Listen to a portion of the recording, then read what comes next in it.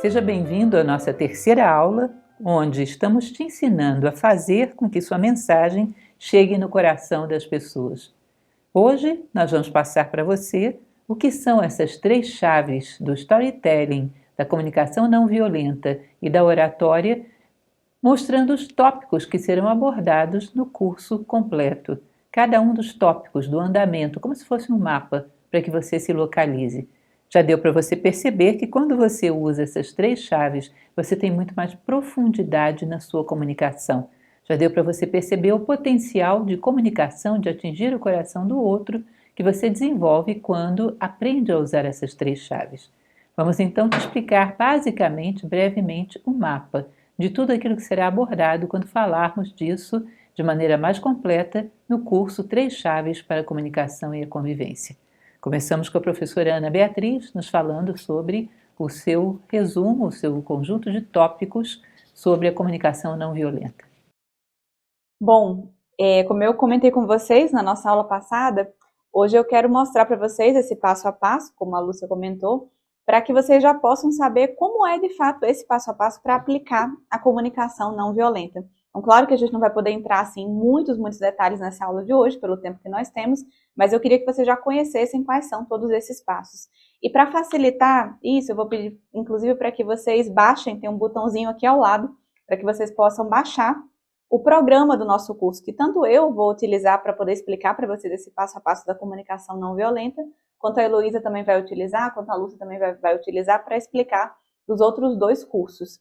Então, nessa parte da comunicação não violenta, eu vou começar aqui com vocês por esse ponto que se chama as ideias que se plasmam nas formas. O que isso significa, de uma maneira sintética? Vejam que eu considero muito impressionante a sensibilidade de Marshall, que elaborou o processo da comunicação não violenta, para ele conhecer de fato o tipo de comunicação que favorece a compreensão entre as pessoas, o tipo de comunicação que bloqueia a compreensão uns dos outros. É muito impressionante essa sensibilidade que ele teve para perceber esse tipo de coisa. Mas, dentro da filosofia, nós sempre falamos que as formas, elas são expressão de ideias. Ou seja, que a linguagem que uma pessoa utiliza, que é uma forma de comunicação, a linguagem que eu uso, as palavras, o tipo da forma no diálogo, como nós estruturamos, ele na verdade é uma consequência de ideias que a pessoa tem.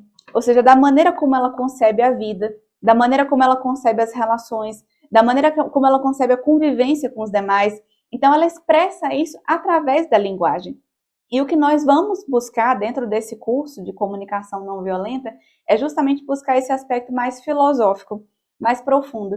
Então, não só aprender técnicas de comunicação, isso também, claro, nós vamos aprender a aplicar toda a técnica da comunicação não violenta, mas nós queremos ir assim, além disso.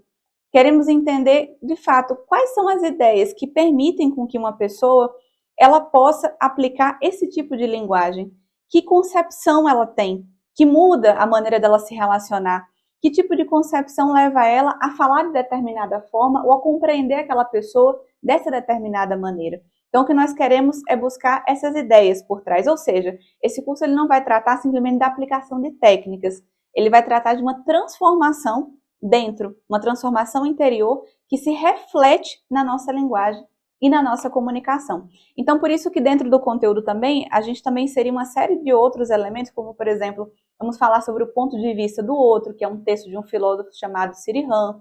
Vamos falar sobre essa própria ideia da alma prisioneira, que a Lúcia comentou na nossa primeira aula desse mini curso. Nós vamos abordar ela também um pouco mais dentro do curso de comunicação não violenta, ou seja, uma série de ideias que vão nos permitir compreender certas coisas para que isso possa ser aplicado na linguagem.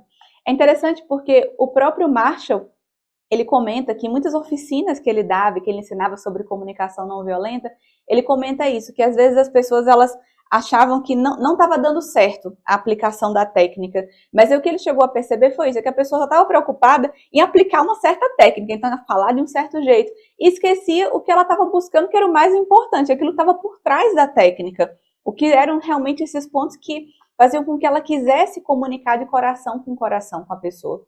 Então, só uma técnica ela é muito ineficiente. Nós precisamos transformar algumas coisas dentro para que isso possa se refletir na técnica. Então, essa vai ser realmente a abordagem do nosso curso de comunicação não violenta. Um segundo ponto, né, que eu queria comentar com vocês, a comunicação alienante da vida. Bom, aqui é que nós vamos comentar um pouco, esse conceito que ele usa, comunicação alienante da vida, é quando nós estamos buscando nos comunicar com os outros como o bêbado da nossa história. Voltando ali para o nosso storytelling, né, Lúcia, já que ninguém esqueceu. Então, é exatamente quando a gente busca fazer igual ao bêbado. Estamos buscando focar a nossa comunicação nos momentos onde nos fatores, onde a gente não tem a menor possibilidade de encontrar aquilo que nós estamos buscando. Então, são os julgamentos morais, são as comparações, são as isenções da nossa responsabilidade, consequentemente culpando os outros pelas coisas que nos acontecem, e uma série de outras coisas que nós vamos comentar um pouco melhor nessas aulas.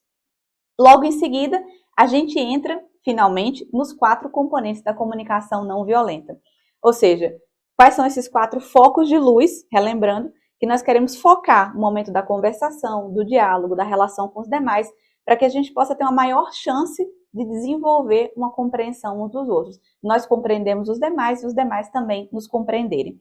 Aí aqui, só para vocês entenderem um pouco melhor, a comunicação não violenta ela tem 2 vias, tá? Ela tem uma via que é como eu expresso a minha mensagem com base nesses 4 focos que nós vamos comentar. Para quê? Para que eu possa ser melhor compreendido pelas pessoas. Essa é uma via da comunicação. E a outra via é como eu recebo a mensagem dos demais.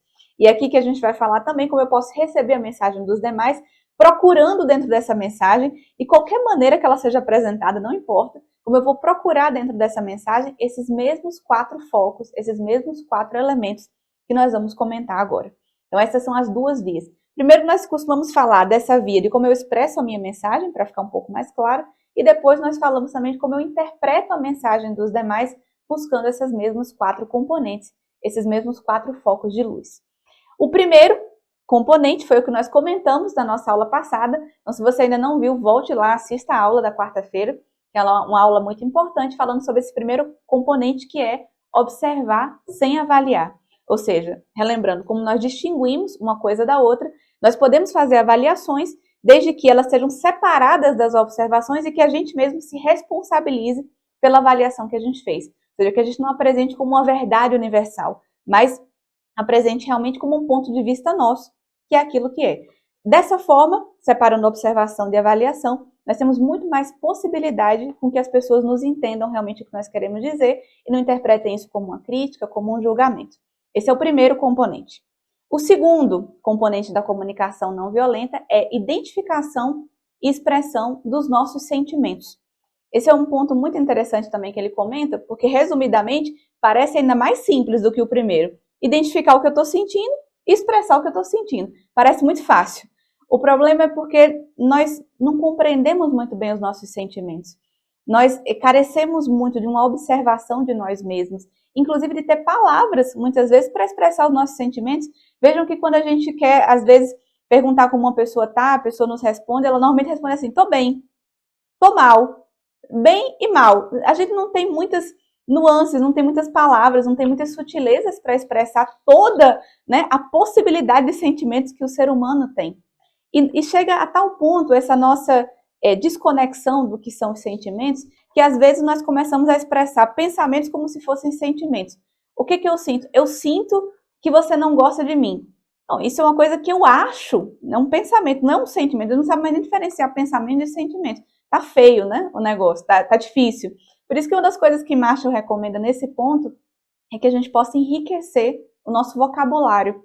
As palavras, elas estão sendo esvaziadas, elas estão perdendo o seu sentido. Então, ele recomenda que a gente enriqueça o nosso vocabulário para poder, inclusive, identificar o que nós estamos sentindo, porque isso vai ser fundamental dentro do processo da comunicação não violenta.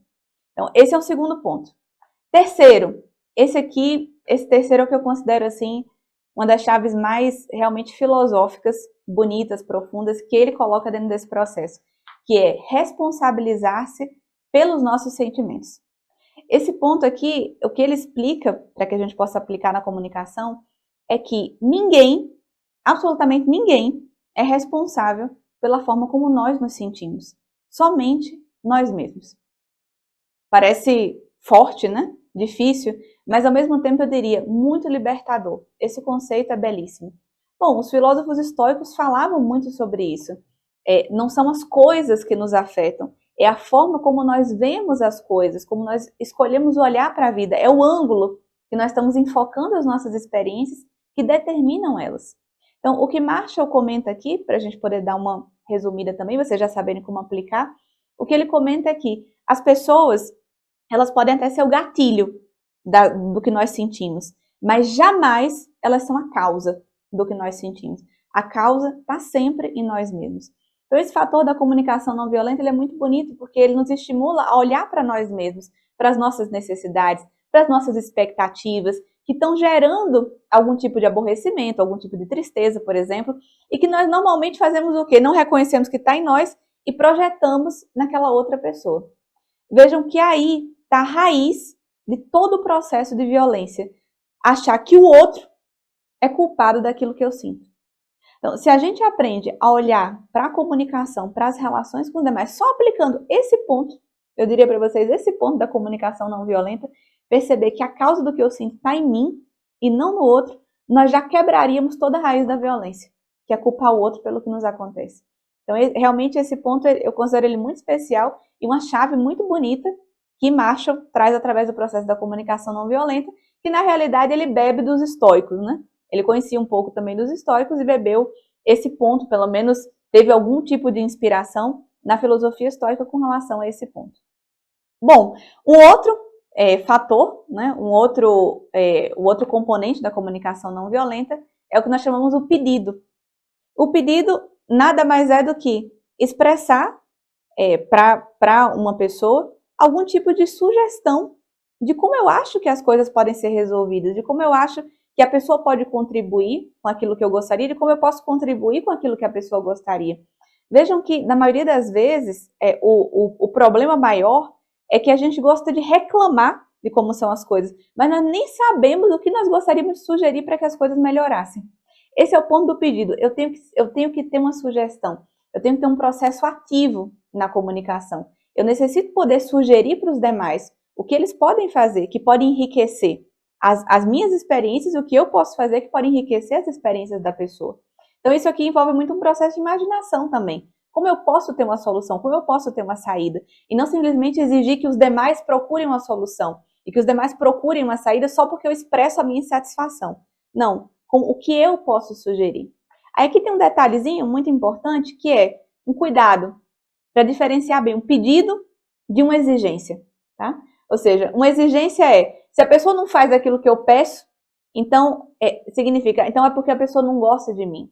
Eu interpreto como se a pessoa não gosta de mim, ela não se importa comigo e uma série de outras coisas. Então, na verdade, não foi um pedido, foi uma exigência. E essa é uma forma de comunicação alienante da vida também. Lembra que nós falamos anteriormente? É quando nós procuramos a chave, onde nós não temos a menor possibilidade de encontrá-lo. Então, o pedido é como eu dou uma oportunidade da pessoa poder enriquecer a minha experiência. Porque as pessoas querem essa oportunidade e às vezes não sabem como. Nós não somos claros, não expressamos como uma pessoa pode nos enriquecer. Falamos muitas vezes do que não gostamos, mas não daquilo que nós gostaríamos de uma forma clara, direta, eficaz. É isso que nós aprendemos nesse ponto do pedido, que ele também chama assim, o pedido que enriquece a vida. Eu gosto muito dessa linguagem também. Bom, essas são as 4 componentes da comunicação não violenta que eu gostaria de comentar com vocês hoje, dar essa passada geral, assim, não tem como a gente entrar muito em detalhes sobre cada uma delas, mas de maneira que vocês já saibam como é. Então, a gente precisaria estruturar uma linguagem passando por cada uma delas, essa é a ideia. Primeiro eu observo, depois eu falo sobre um sentimento, depois disso eu mostro que a responsabilidade do sentimento é minha. Como que faz isso? Eu não comentei, ele sempre pede para que a gente fale assim, sempre depois de falar um sentimento, porque eu. Só isso, já estou assumindo a responsabilidade. Eu fiquei triste quando você chegou atrasado porque eu tinha expectativa de pegar os primeiros lugares, por exemplo. Então, sempre porque eu. Isso ajuda a estabelecer na linguagem que eu me responsabilizo pelo que eu sinto, que eu não estou culpando a outra pessoa por esse processo. Então, essas são as nossas 4 componentes. Depois o pedido também, que vai ser feito, como a pessoa pode enriquecer a minha vida. Depois disso, o que nós vamos comentar, é a outra via da comunicação não violenta, que é esse ponto aqui que eu coloquei para vocês, receber com empatia. Ou seja, como é que eu posso, na mensagem que a outra pessoa está me dando, como eu identifico também cada um desses. Ou seja, às vezes a pessoa pode estar tentando nos ofender, nos depreciar, qualquer coisa assim, não importa. por trás de cada mensagem de qualquer pessoa, eu posso extrair o que ela observa, o que ela sente, qual é a responsabilidade dela sobre aquilo que ela sente e o que ela me pede. Todas as pessoas, no fundo, estão nos pedindo alguma coisa. Toda pessoa que passa pelo nosso caminho, no fundo, ela está nos pedindo alguma coisa, só que nós não estamos sabendo identificar. Então, essa outra via da CNV, que é o que nós chamamos de receber com empatia, se trata exatamente disso, como eu posso identificar essas 4 componentes em qualquer mensagem que uma pessoa expresse para mim. Por isso que nós falamos lá na nossa aula, quando a Heloísa perguntou da ideia central da comunicação não violenta, eu comentei esse ponto também. É também como nós podemos entender as pessoas sem sermos feridos. Porque quando eu entendo aquilo que a pessoa necessita, o que é responsabilidade dela e como eu posso enriquecer a vida dela, então também eu agora não sou mais ferida. Eu posso interpretar aquilo que está por trás do que originalmente iria me ferir. E agora já não precisa mais me ferir. Então esse também é um ponto muito importante. Também, um outro ponto que nós vamos comentar no curso é sobre a aplicação da comunicação não violenta conosco mesmo. Normalmente, quando nós temos muita tendência à violência com as pessoas, é porque temos uma tendência com a violência também dentro de nós, com nossos próprios pensamentos, com as nossas próprias convicções. Então, nós também vamos comentar sobre esse ponto, aplicando internamente. E, por último, o que é a raiva? Ou seja, a raiva como esse processo de um despertador. Significa que quando eu estou com raiva, eu estou projetando em alguém algo, um tipo de sentimento que é responsabilidade minha. E eu posso usar a raiva como uma forma de despertador, de alarme, de lembrete, para que eu saiba quando eu estou fazendo isso. Uma pessoa madura, que reconhece, que tem responsabilidade pelos seus próprios sentimentos, ela pode ter muitas emoções muito intensas na vida, mas não a raiva. A raiva significa quando eu projeto no outro algo que eu sinto, e é a raiz da violência. Então, essa é uma passada geral, né, pelos nossos conteúdos do nosso curso. Muito obrigada, professora Ana Beatriz. Professora Heloísa, pode passar o esqueleto do seu curso? Obrigada, Lúcia. Vamos conversar um pouco agora sobre o que vamos aprender, mas também o que vocês já podem utilizar de válido, de prático, de útil, desse conteúdo que vou abordar com mais profundidade durante o nosso curso. Começo com aquilo que eu trouxe na nossa primeira aula, nossa primeira conversa, que é a mentalidade. Isso também aprendi com a professora Lúcia, no aprofundamento que ela trouxe sobre o Kybalion. Primeira lei hermética do universo é mental, a raiz do universo é mental. Então, como eu falei para vocês, uma primeira ideia clara do que é a oratória na sua essência, que não é sobre mim, mas é ser canal, sobre ser canal de uma mensagem válida. Isso até conversamos sobre a ideia, sobre o que é a mensagem como alma, mensagem, ideia essencial. Então, a oratória como ser um canal eficaz de uma boa mensagem, que traga uma diferença positiva no nosso mundo. Se eu conseguir chegar em um pouquinho disso com vocês nessa nossa conversa e durante o nosso curso, eu digo que terei cumprido a minha missão e ficarei muito feliz de saber que vocês alcançaram um pouco disso. Então, nesse decorrer, vamos conversar sobre essa questão de ideia, tornar mais clara essa imagem do que é oratória e como um bom orador vai pensar, vai atuar no seu saber dizer da melhor forma. Aqui tem uma mentalidade de bom orador, a gente fala muito da segurança do bom orador. Essa segurança, eu acredito que vem de uma autenticidade e passa por esse processo de autoconhecimentos que falamos. Vou passar para vocês, no curso vai ter uma planilha que vai acompanhar com elementos para uma autoanálise prática. Eu já vou citar para vocês aqui, se tiverem feito uma gravação simples de vocês, 2, 3 minutinhos, vocês podem se avaliar de forma objetiva sobre a questão da expressão corporal. Sua expressão corporal está centrada? Sua expressão corporal é harmoniosa? Além da expressão corporal, você também pode se avaliar na sua voz. Sua voz tem uma boa velocidade, são muitas pausas, fica cansativo, você tem muitos vícios de linguagem, né? E por aí vai. E também na sua mensagem, que se você realmente focou em um objetivo, se você teve introdução, desenvolvimento e conclusão, e a partir dessa visão objetiva que a gente vai aprofundar no curso, você pode se ver de uma maneira mais natural, eu diria, se aceitar a partir de um ponto onde você vai crescer, vai se desenvolver para essa ideia que eu trouxe para vocês, que é o nosso próximo assunto, a tríade da oratória. Eu já trabalhei com vocês um pouco dessa tríade da oratória, da mensagem como sendo a alma, aquilo que dá vida, que anima a sua apresentação, a sua peça de oratória. Depois trouxe a ideia do orador, de você que fala, eu que estou falando, como sendo um canal dessa boa mensagem, um canal limpo e ordenado. E por fim, esse ouvinte, que é o ser humano que vai estar na sua frente, a pessoa com quem você vai se conectar, que você vai olhar além das grades para poder ver essa alma prisioneira nos nossos estereótipos que eu conversei com vocês.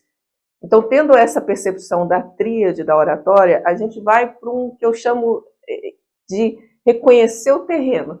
Você recebeu uma missão de fala, e eu gosto dessa palavrinha, missão de fala, porque se você fala assim, eu tenho uma apresentação para fazer e entra no modo desespero, meu Deus, e agora?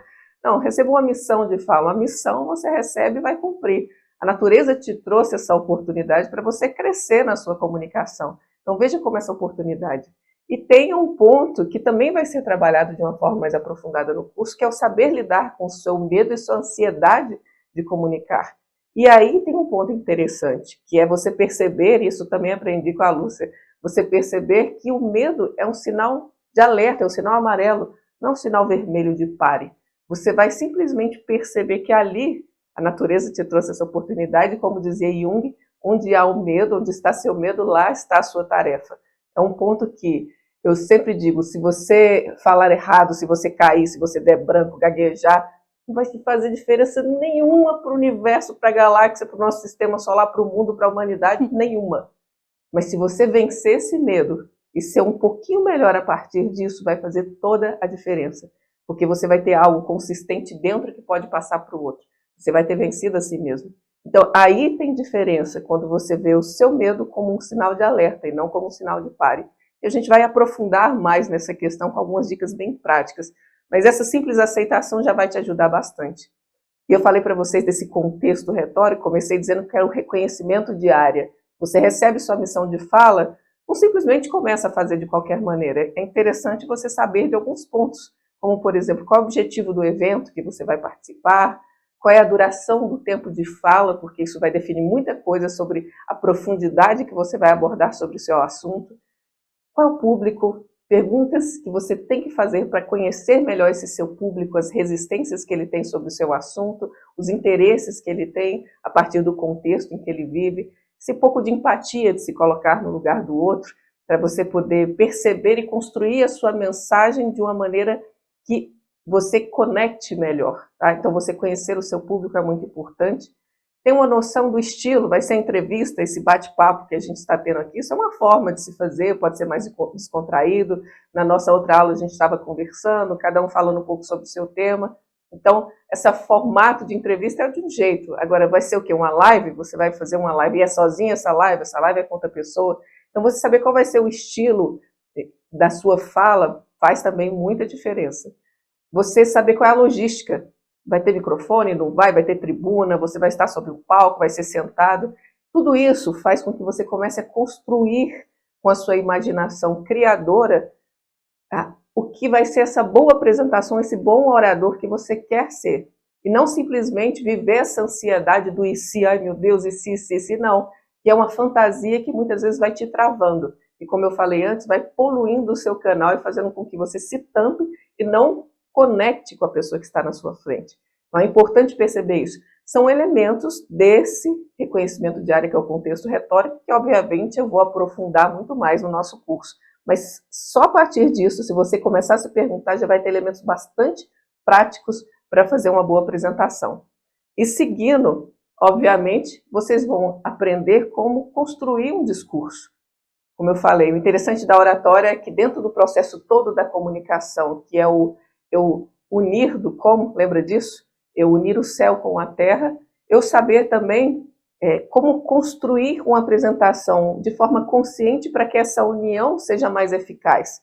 Eu saber fazer essa conexão de uma forma mais eficaz. Então, você vai aprender a como fazer uma introdução. Saber que introdução, às vezes a gente escreve muito bonitinho a introdução como objetivo da minha apresentação, só que não percebe que uma introdução de fala é diferente de uma introdução escrita, de uma dissertação. Falar para os olhos é diferente de falar para os ouvidos, é outra dinâmica, outra velocidade. E quando você faz a sua introdução, você tem que chamar a atenção, cativar a disposição favorável das pessoas, você tem que gerar um interesse pelo que você vai dizer. Existem diferentes formas de você fazer essa introdução. Às vezes contando uma pequena história, como a Lúcia faz de maneira magistral, ou fazendo perguntas, gerando reflexões, a Bia é boa nisso também. E você saber fazer introduções que vão chamar a atenção dessa pessoa, mas às vezes, muitas vezes também você já vai colocar ali de forma bem clara para onde vai caminhar o seu discurso.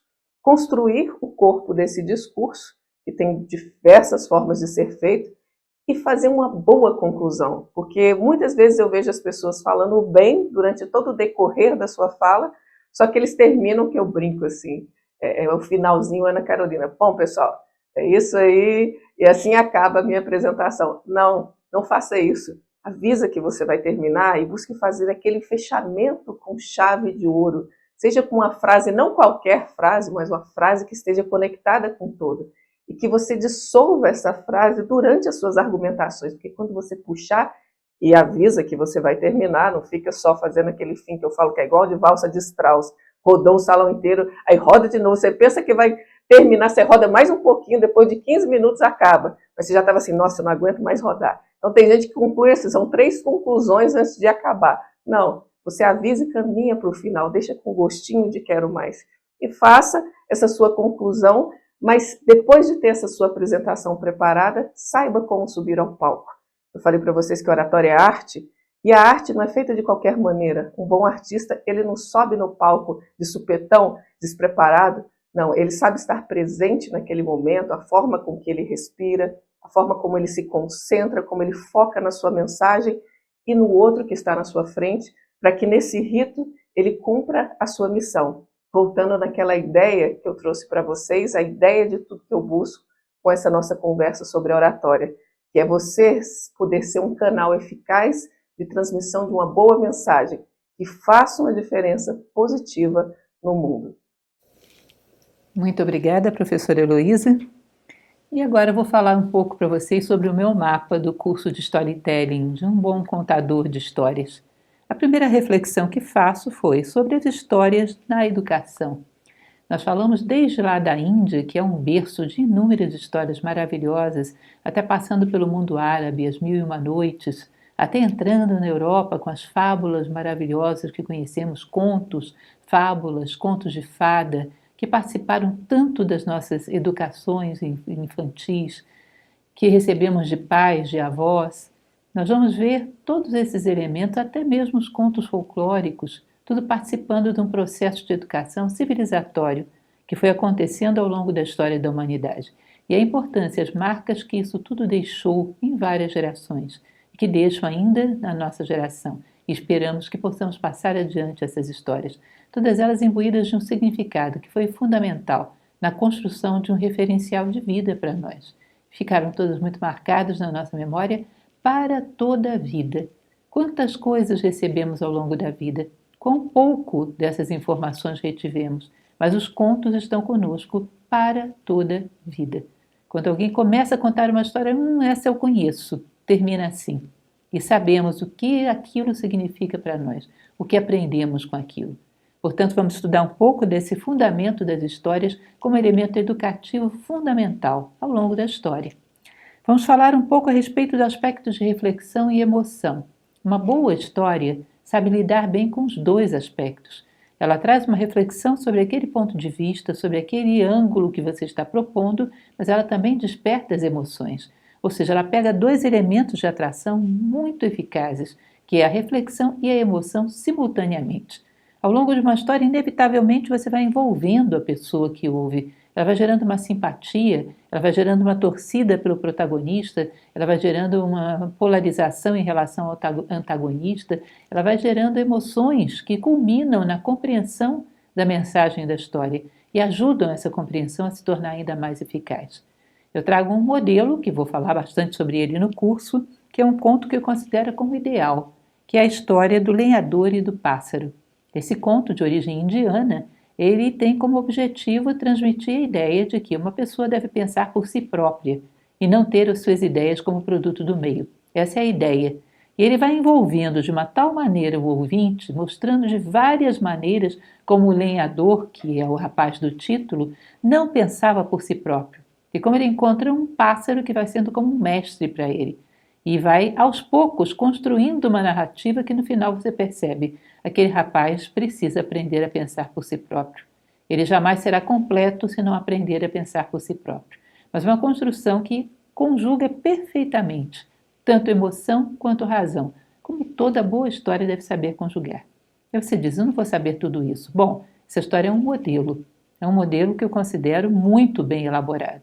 Claro que as histórias que começamos a criar quando estamos treinando são histórias bem mais simples, mas não deixam de ter um aspecto de reflexão e também uma dose de emoção, ou seja, o quanto pretendemos que aquela pessoa receba de informação, o quanto pretendemos que aquele protagonista seja identificado com a própria pessoa que ouve a história e que ela possa ter ali uma pequena vivência. Dizem, e eu concordo, que uma história bem contada equivale a uma vivência. Assim era no teatro grego, por exemplo. As histórias que ali eram contadas era para que qualquer pessoa que ouvisse aquelas histórias não precisasse viver aquela situação, porque já estava representado no teatro e saía dali como se fosse uma experiência de vida. Tá? Existe um filósofo chamado Sêneca, que ele falava sobre a tragédia grega, que ele dizia, é preciso ver a tragédia para não viver a tragédia. E ele falava de prestar atenção numa história que era a tragédia grega, para que você pudesse estar prevenido de não viver aquilo que a tragédia descreve. Ou seja, já falava de como as histórias nos previnem de passar por muitas ocasiões que, se compreendemos bem como uma vivência, aquilo equivale a um conhecimento adquirido. Tá? Portanto, é uma longa trajetória que as histórias têm ao longo da educação da humanidade. Tá? O herói e o vilão interior. Nós vamos ver que nas grandes histórias que ouvimos, as histórias típicas, tradicionais, tanto o herói quanto o vilão estão dentro de nós. Não se trata do mundo exterior. O herói são sempre as nossas virtudes e o vilão sempre os nossos defeitos. Toda a história representa uma guerra que está acontecendo dentro de nós. Portanto, uma história bem contada nos dá um momento de vida interior, da gente perceber tudo que se movimenta dentro de nós, contra o que estamos lutando e quem somos nós no meio dessa história. Ela é um bom incentivo para uma reflexão, para um momento de vida interior. Outro elemento que vamos trabalhar bastante é sobre storytelling, da maneira como trabalhamos na sociedade atual. Storytelling hoje é colocada como contar a própria história. E isso muitas vezes funciona muito bem, ou seja, eu sofri, meus pais eram muito pobres, eu passei por tais e tais situações, com o intuito de comover o público. Vamos conhecer essa forma de storytelling, mas também vamos conhecer as contraindicações dela. Ou seja, se a história única que você conhece é a sua própria história pessoal, chega um determinado momento que todo mundo já a conhece e você está estereotipado. Você é a pessoa que viveu tal coisa. Ou seja, cerra, fecha, limita um pouco as suas possibilidades. Há que ter um certo cuidado para lidar com esse tipo de storytelling, onde eu conto a minha história pessoal com o intuito de gerar empatia, aproximação do público. O quanto isso vai nos limitar. O quanto o ideal é que saibamos utilizar as histórias de uma maneira um pouco mais impessoal, para aproveitarmos todos os instrumentos, todo o arsenal que uma boa história pode nos dar para dar uma explicação. Mas sim, isso também é possível, que você use a sua história pessoal para criar empatia com o público, para gerar alguma aproximação, que tem que ser feito com bastante tato. O que mais vamos ver? Como montar uma boa história. E aí falamos um pouco sobre isso na nossa primeira aula, onde falamos sobre termos a ideia que queremos transmitir. No caso do lenhador e do pássaro, que é necessário que cada um pense por si próprio. Essa é a ideia. E depois construir uma conclusão, que seja explicitamente essa ideia trazida à tona, e as etapas que são necessárias para se chegar a isso. Ou seja, você imagina uma pequena trajetória, um pequeno roteiro, como se você estivesse escrevendo um livro. Você imagina um roteiro onde o personagem vai ter que passar por uma série de etapas para que aos poucos venha vindo à tona na consciência dele aquela mensagem que você quer transmitir. Pode e deve fazer várias tentativas, vários esboços, até conseguir fazer uma trajetória que você considere como eficiente. Nós, a princípio, temos dúvidas, achamos que não somos capazes, só quando você faz uma história que você diz, bom, essa explicou bem a minha ideia, você se convence de que você é capaz. É uma arte que sempre se utilizou na humanidade. Pais e mães criavam histórias para os seus filhos, avós para os seus netos, sempre se utilizou. Portanto, nós temos essa capacidade de criadores de histórias, sim. E temos que saber elaborar um roteirozinho e dar o nosso melhor e aprender a ir aperfeiçoando à medida que tentamos. Sempre tendo em vista a mensagem fundamental que queremos transmitir, a mensagem moral, o ensinamento que queremos transmitir. Fazemos alguns ensaios e mostramos como se faz isso.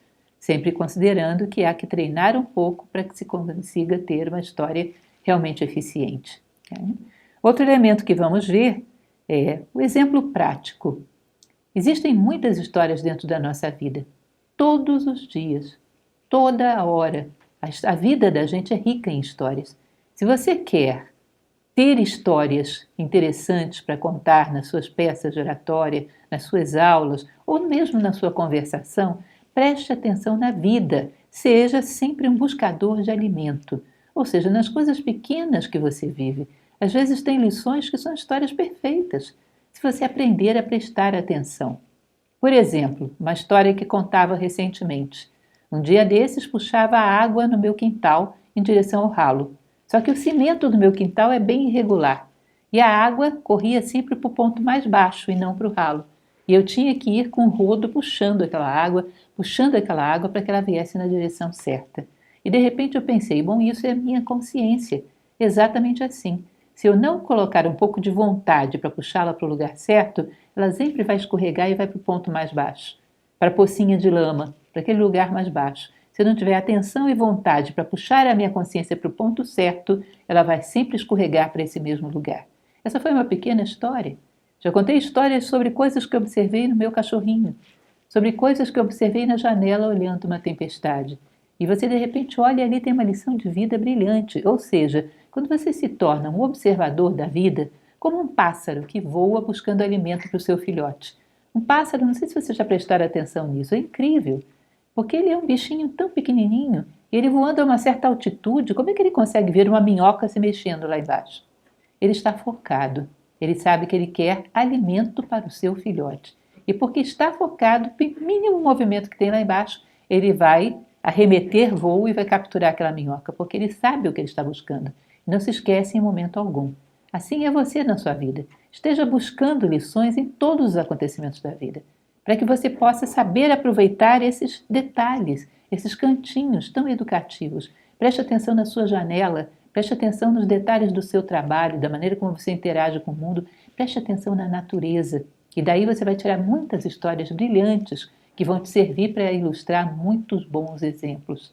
Ou seja, ao se tornar um criador de histórias, você também se torna uma pessoa mais atenta e mais presente nas muitas histórias que já estão aí, dentro da sua vida.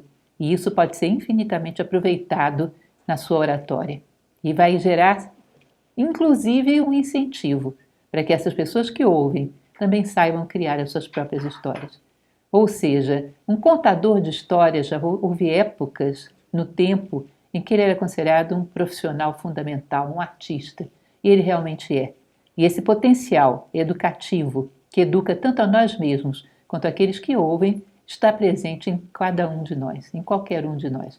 Basta que se esteja mais atento e se queira ensaiar um pouco, treinar e aprender a sintetizar excelentes histórias que fazem com que os bons ensinamentos fiquem gravados por toda uma vida.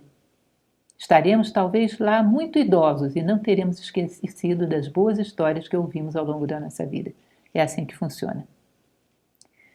Bom, isso dito, eu gostaria de falar para vocês que, claro, estamos às vésperas de lançar mais um curso de 3 chaves para a comunicação e a convivência.